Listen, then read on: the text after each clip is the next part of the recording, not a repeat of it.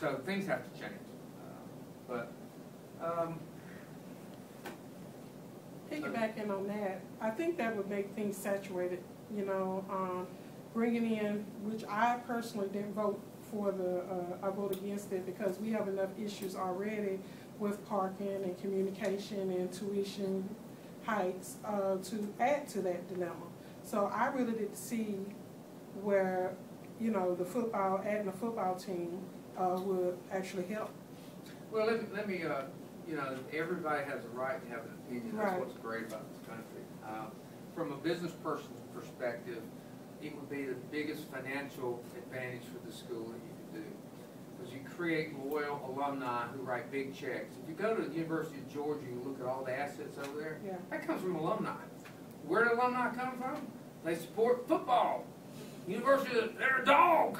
Yeah, okay? This is true. So it brings money to the university so that students get better education. The other thing it does, football is a cash cow for university.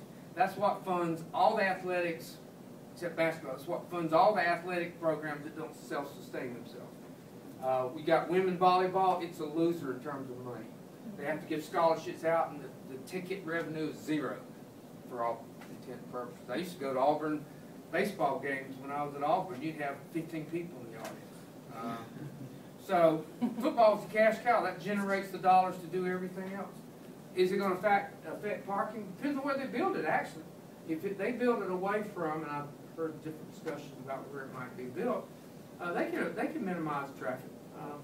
We do have a traffic problem, not here, just here, but everywhere we go.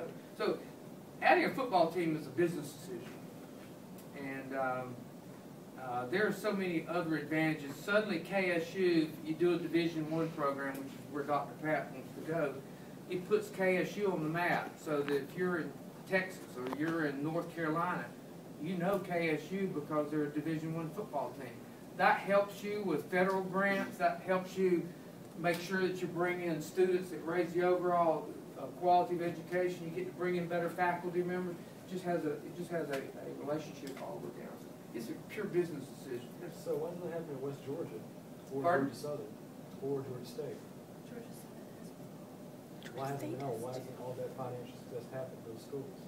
Oh, It's actually 2004 report that says 80% of NCAA College I division schools have football teams actually lose money. Well, if it's done right, it's done. What would make KSU different? What would we do right? What we do right? Well, first of all, we involve the right person to lead the project team. I'm not a big Georgia fan, but Vince Dooley was the right person to select. Dr. Pat was number 2 in the higher education. Board of Chancellors or pardon?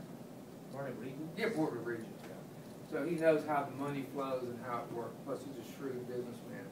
So he hired the right guy to put the business plan together. And he is. And if you haven't learned this, you need to.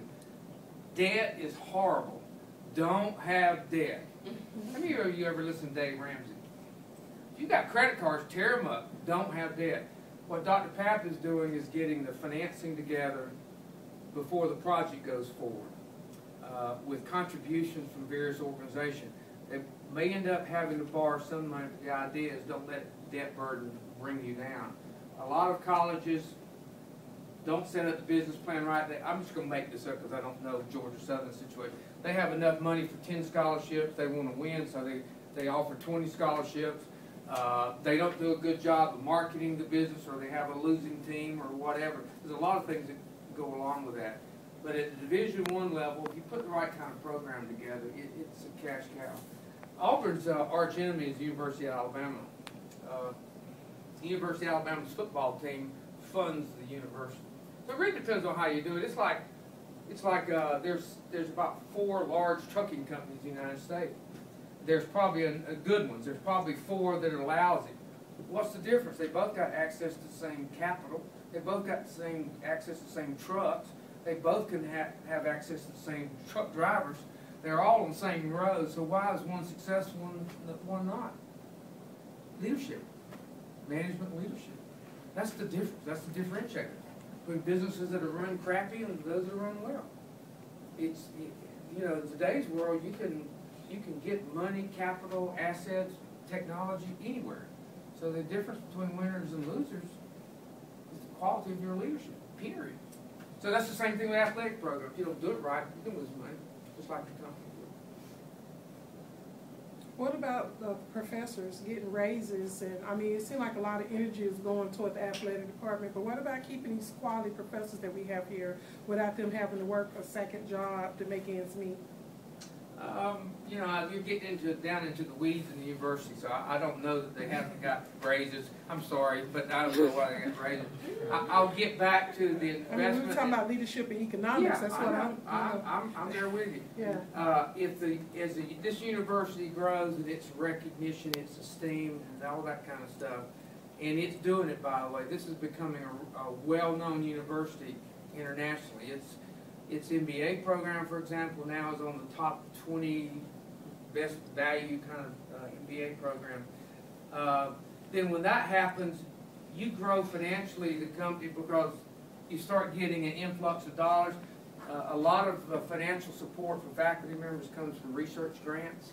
Okay. And once you start that momentum going, where you're bringing in the best faculty, who bring in the best research dollars, and then you can afford to pay more, and all that kind of goes. It all kind of goes together for the long term.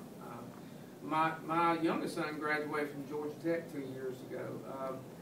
The reason they get great students and great faculty members is research dollars. Period. That's where it comes from. They have a good Georgia Tech football program, and I know the head coach fairly well. That they make a lot of money, but that's just a part of it. It creates. There are several engineering schools that are probably comparable to Georgia Tech, but nobody knows them because they don't have an athletic program. They don't have a football team. It's just a fact. But research dollars allow you to offer larger salaries to faculty. Period.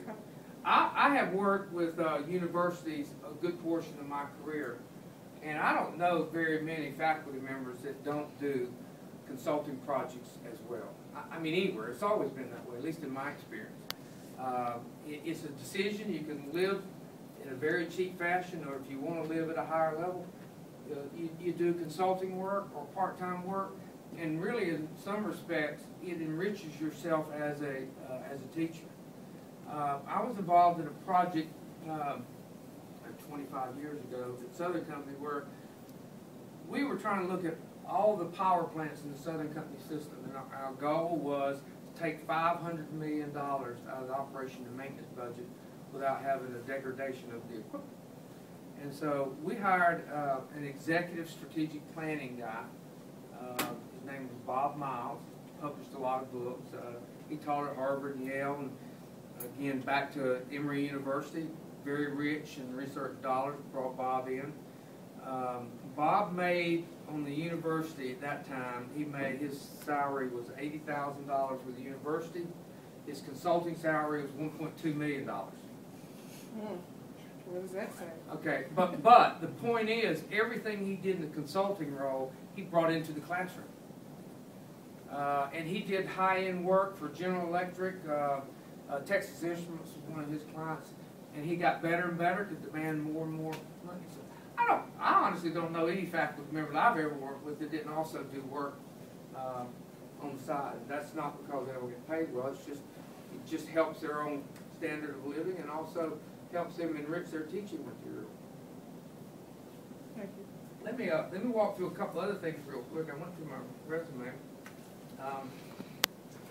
This little package, a little 3-page package. I want to. Y'all get into communication and marketing stuff, so let me get into that for a minute. When I came into this job 13 months ago, the first thing that I started doing, and I had a little ring-bound notebook. I started writing down what it was I was going to sell. It was my job to sell Cobb County to the state, throughout this country, and then internationally. That's my job, or a big part of my job. So I started writing down all the things that made this community special, okay? Because again, if I'm going to talk to potential companies, I need to know my product, right? Just like anybody in here that works at a grocery store or a 7-Eleven or a manufacturer, you need, if you're selling.